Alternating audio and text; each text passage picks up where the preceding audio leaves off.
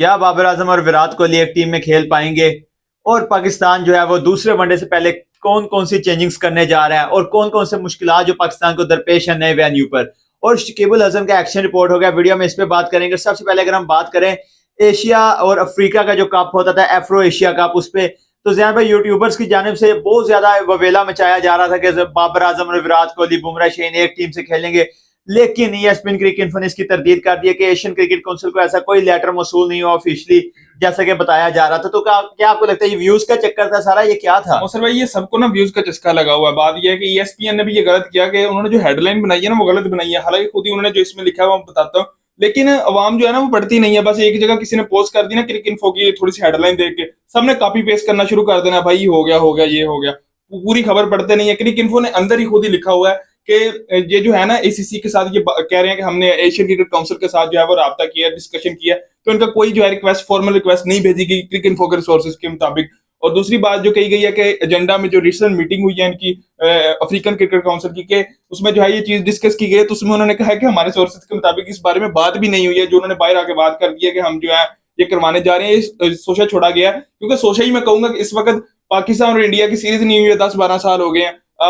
अभी देख लें, इसका चैंपियन ट्रॉफी का मसला बना हुआ है कि वो कह रहे हैं हम आ रहे हैं, नहीं आ रहे, वो भी कंफ्यूजन का शिकार है। तो ये एक टीम में खेलने के मौसर भाई ये एक्सपेक्टेड चांसेस भी नहीं है। मैं अगर तो सोच भी नहीं सकता इस जैन में बिल्कुल, जैसा कि अभी सियासी मामला है, कोई इतने पिघलते हुए मामला जो नजर नहीं आ रहे, बर्फ जमी हुई है। और मौसम भाई सबसे बड़ी बात जो है ना कि इसमें कोई ऑस्ट्रेलियन क्रिकेट बोर्ड नहीं है पीछे इसके जो ये करवा रहा है। उसके बाद ना इंग्लैंड क्रिकेट बोर्ड है, इसमें जो है वो अफ्रीकन क्रिकेट बोर्ड है जो खुद जो है वो उसके माली और हालात उसके चेयरमैन भी जिम्बाब्वे जो है पाकिस्तान और इंडिया की मतलब जो है जो वो करवाएंगे, मतलब सालसी करवाएंगे। और क्रिकेट एक ही टीम में पाकिस्तान इंडियन प्लेयर खेलते हुए नजर आएंगे। सबसे बड़ी आयरनी होगी क्रिकेट की। बिल्कुल यही बात है। और जो ऑस्ट्रेलिया ने काफी दफा कोशिश की है ट्राई नेशन सीरीज की, वो नहीं अभी तक हो सकी, उसके लिए वो कोशिशें करते हैं ये और ऑस्ट्रेलियन क्रिकेट रिसेंटली बोर्ड। कल भी जो है कैरियो कीफ जो कमेंटेटर है उन्होंने भी जो है वो कमेंट्री में कह रहे थे कि अगर न्यूट्रल वेन्यू चाहिए तो ऑस्ट्रेलिया सबसे बेहतरीन वेन्यू हो सकता है टेस्ट सीरीज करवाने के लिए। तो वो भी बातें चल रही थी वहां पे। तो लेकिन भाई यहाँ पर कोई नहीं होगी। मामला इस तरह किया गया, ये सीरीज क्या हमें आपस की सीरीज होती नजर नहीं आ रही, एक टीम में तो क्या खेलने।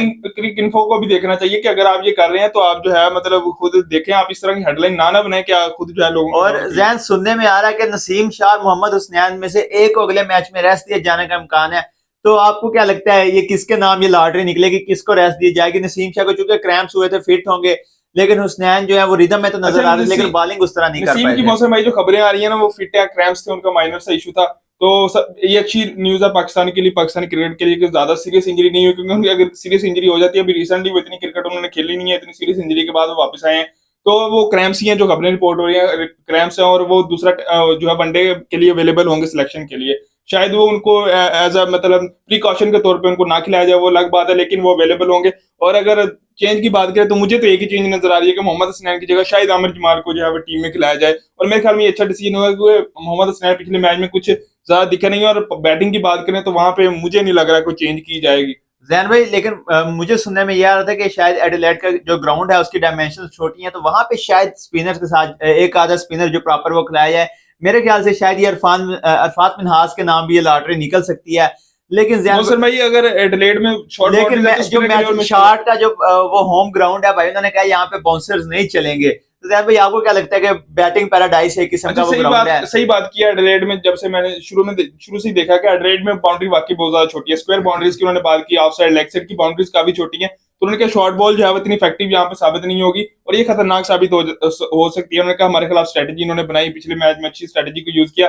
लेकिन अब वो सबसे पहले जो खेलता है उसको ये कहते हैं ना, सबको अपने घर का पता होता है। वो उनको पता है जिस ग्राउंड में वो खेलते हैं, उनको पता है कि भाई किस तरह की कंडीशन। उन्होंने कहा फ्लैट विकेट है, जिस तरह से रिसेंट मैचेस भी हुई हैं तो उससे भी ये पता लगता है कि बिल्कुल फ्लैट विकेट वहां पे होने वाली है और बाउंड्रीज भी छोटी होंगी। तो मैथ्यू शॉर्ट ने कहा है कि शॉर्ट बॉल यहाँ पे नहीं चढ़ने वाली। और मौसम में बहुत अच्छा कंपटीशन है दोनों के दरमियान, जेक फ्रेजर मैकगर्क और मैथ्यू शॉर्ट के दरमियान, कि एक स्पॉट है दोनों के पास, दोनों को मौका मिल गया यहाँ पर इकट्ठे खेलने का। एक स्पॉट है क्योंकि ट्रेविस हेड यहाँ पर रेस्ट है और चैंपियन ट्रॉफी के लिए मेरे ख्याल में इनमें दोनों में से एक ही खेलेगा। मैथ्यू शॉर्ट ने पिछली सीरीज में इंग्लैंड के खिलाफ बेहतरीन परफॉर्म किया था, 58 रन भी इन्होंने 36 बॉल पे स्कोर किए थे और बहुत अच्छी परफॉर्मेंस इन्होंने दी थी। लेकिन पिछले मैच में जो है वो दोनों थोड़ा फेलियर नजर आए। और उन्होंने कहा है कि ये जो हम क्रिकेट खेल रहे हैं ना, कि पिछले मैच में टैकिंग क्रिकेट शॉट खेलते हुए आउट हुआ, तो ये लाइसेंस जो है हमें मैनेजमेंट की तरफ से मिला हुआ है दोनों को कि हम जो है इसी तरह से खेलते हैं और अगले मैच में भी हम इसी तरह से खेलते हुए नजर आएंगे। बिल्कुल, पाकिस्तान के ओपनर्स को लाइसेंस मिला हुआ है कि भाई आपने फ्री की विकेट्स देनी है और जैसे वो विकेट देते हैं, सिर्फ एक बॉलर है जो सीधा लाइन में बॉल करे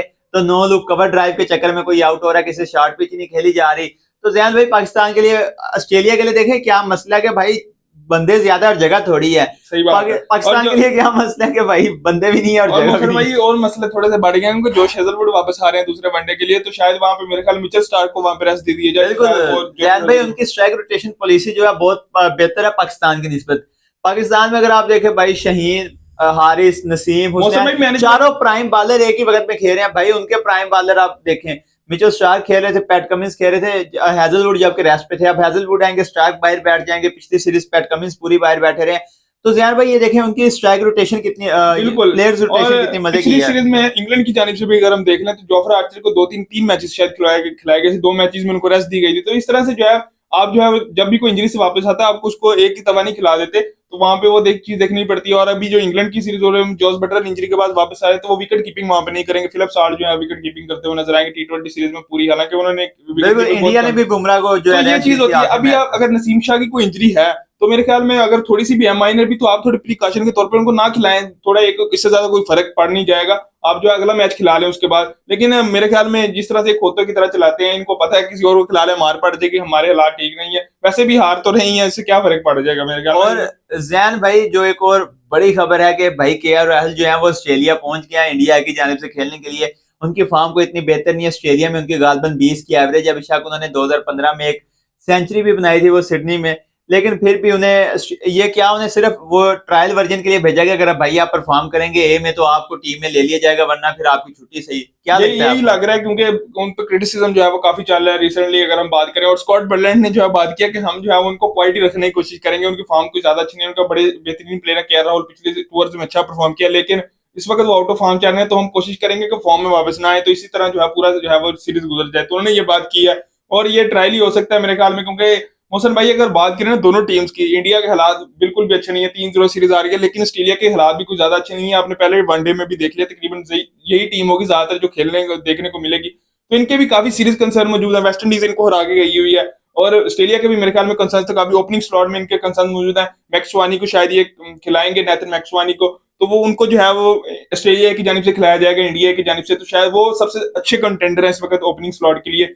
वो परफॉर्म ना करे तो उनकी जगह शायद किसी और को खिलाया जा सकता है। और कल जो है माइकल वॉन वहां कमेंट्री पे बैठे वो कह रहे थे कि जॉश इंग्लिश को जो है अगर आप सोच सकते हैं, क्योंकि उन्होंने टेस्ट क्रिकेट खेली नहीं है, लेकिन जिस तरह की हार्ड हिटिंग आपको तेज खेलने वाला ओपनर चाहिए टेस्ट क्रिकेट में, इनके पास ऑस्ट्रेलिया का रिकॉर्ड रहा है कि जिस तरह जस्टिन लैंगर थे, एडम गिलक्रिस्ट थे, उसके बाद डेविड वार्नर थे, उनको तेज खेलने वाला ख्वाजा के साथ अगर पार्टनर चाहिए तो उन्होंने कहा जॉश इंग्लिश हो सकता है, तो वो भी कंसिडर इनको मेरे ख्याल में करना चाहिए। बिल्कुल ज़ियान भाई, बॉर्डर गवास्कर ट्रॉफी जो है, और मौसम भाई बॉर्डर गवास्कर ट्रॉफी की ही बात करूं तो काफी क्रिटिसिज्म इस वक्त जारी है।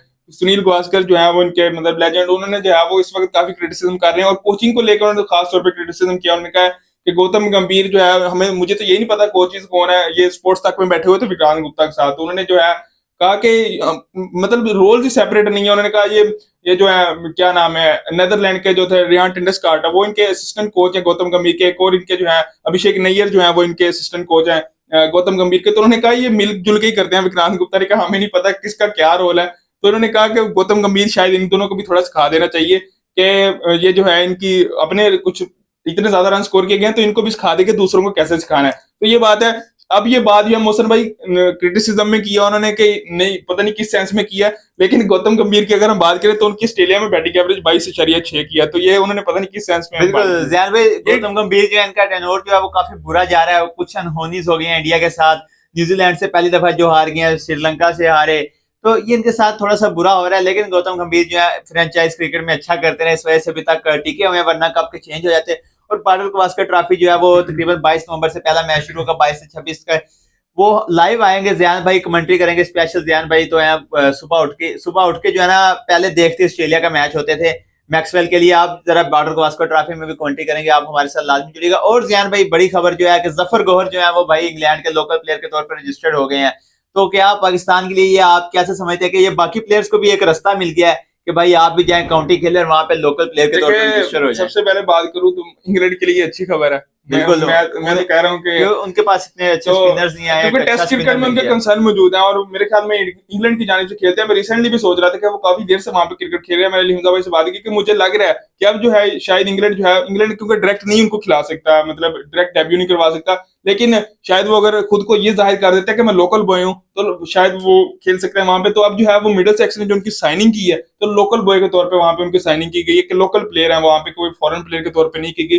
तो ये सबसे बात है कि मतलब इस सब के बाद अगर लोकल प्लेयर के तौर पर साइन कर लेंगे तो पाकिस्तानी क्रिकेट से जो है जफर गौर का ताल्लुक खत्म हो गया। और पाकिस्तानी क्रिकेट को ये सोचने की जरूरत है कि इस तरह के प्लेयर जो है मोहसन भाई ये क्यों जाया किए जा रहे हैं। और काफी देर से जब इनको पता था कि वहां पे खेल रहे हैं तो इनको कोई कम्युनिकेशन होनी चाहिए थे वहां पे कि आप हमारे सेटअप में है या नहीं है। और जफर गौर को इतने अच्छी क्रिकेट खेलने के बावजूद उनके आप स्टैट्स निकाल के देख रहे हैं, बैटिंग में बेहतरीन स्टैट है, 20+ की उनकी बैटिंग एवरेज है, बॉलिंग में भी बेहतरीन है, तो प्रॉपर ऑलराउंडर है। प्रॉपर ऑलराउंडर है। तो आपने जो है उनको कम्युनिकेशन होनी चाहिए थी कि भाई आप हमारे प्लान्स में आए या नहीं है। तो आपने खुद उनको जाया किया, आपने अपॉर्चुनिटी भी नहीं दी। 1-2 टेस्ट मैचेस आपने न्यूजीलैंड में खिला दिए जहां पे स्पिनर को कुछ वैसे ही कोई रोल नहीं है स्पिनर का। अगर हम स्पिनर की बात करते हैं तो जाज पटेल के एक भी विकेट नहीं है न्यूजीलैंड में, 5 इनिंग में बॉलिंग की है, एक विकेट नहीं है टेस्ट मैच में, आप हिसाब लगा लें। और अगर हम वानखेड़े की बात करें मुंबई में जहां पे तो 4 इनिंग में 25 विकेट्स हैं। तो ये कंडीशन भी मैटर करती हैं। आपने जफर कौर को 1-2 मैच खिला दिया वहां पे न्यूजीलैंड ले जाके जहां पे कोई भी परफॉर्म नहीं कर रहा था, तो आपने जो है उनको बकरा बना के जो है वो उनको निकाल दिया, उसके बाद उनको कभी अपॉर्चुनिटी नहीं मिली। तो ये मेरे ख्याल में वेल डिजर्व्ड है। पीसीबी इसी तरह की जो है वो इनके साथ होता रहेगा। और जैन भाई दूसरी बड़ी इंग्लैंड से खबर है कि शकीबुल हसन का एक्शन वहां पे रिपोर्ट हो गया। भाई उनके बुरे दिन चल रहे हैं, शायद उनके सितारे गर्दिश में आए हुए हैं, पहले केस में नाम आ गया और अब एक्शन रिपोर्ट हो गया। लेकिन ये एक्शन सिर्फ इंग्लैंड की हद तक है कि इंग्लैंड में बॉलिंग नहीं कर सकते, बाकी जहां मर्जी जाके और यही बात है। और बाकी वो इंटरनेशनल क्रिकेट खेल सकते हैं तो डोमेस्टिक भी खेल सकते हैं। तो बांग्लादेश क्रिकेट बोर्ड ने ये बात कंफर्म की कि शायद ये कोई और रूमर्स ना फैल जाए, तो उन्होंने जो है ये बात कंफर्म की। तो वैसे भी मेरे ख्याल में उनको इंग्लैंड में खेलने की जरूरत भी नहीं है। इससे पहले 2010-11 में उन्होंने खेला था, कुछ मैचेस खेले थे वहां पे, और अब जो है एक मैच खेला सरे की जानिब से, तो उनके जो है वो समरसेट के खिलाफ, तो उनके जो है मौसम में 8 प्लेयर जो है वो सीरीज के लिए अवेलेबल नहीं थी, तो इसलिए एक मैच के लिए साइन किया गया था इनको। तो उन्होंने जो है एक मैच में नो आउट कर दिया, तो उसके बाद जो है वो उनका एक्शन रिपोर्ट किया, दोनों अंपायर की जानिब से एक्शन रिपोर्ट किया गया। और अगर वो मजीद काउंटी क्रिकेट खेलना चाहते हैं तब उनको एक्शन अपना जो है वो कुछ वीक्स में जो है वो क्लियर करवाना पड़ेगा, नहीं तो उसके अलावा उनको जरूरत नहीं है एज इट इज, क्योंकि वैसे भी उनके इंटरनेशनल क्रिकेट भी खत्म होने वाली है। डोमेस्टिक क्रिकेट वो वैसे भी कहीं भी चाहे तो खेल सकते हैं। बिल्कुल यही बात है। और आप बताएं, आप क्या सोचते हैं कि एफ्रो एशिया कप होना चाहिए नहीं? कमेंट में हमें लाजमी अपनी राय से आगाह कीजिएगा। इसके साथ अपना ढेरों ख्याल रखिएगा। अल्लाह।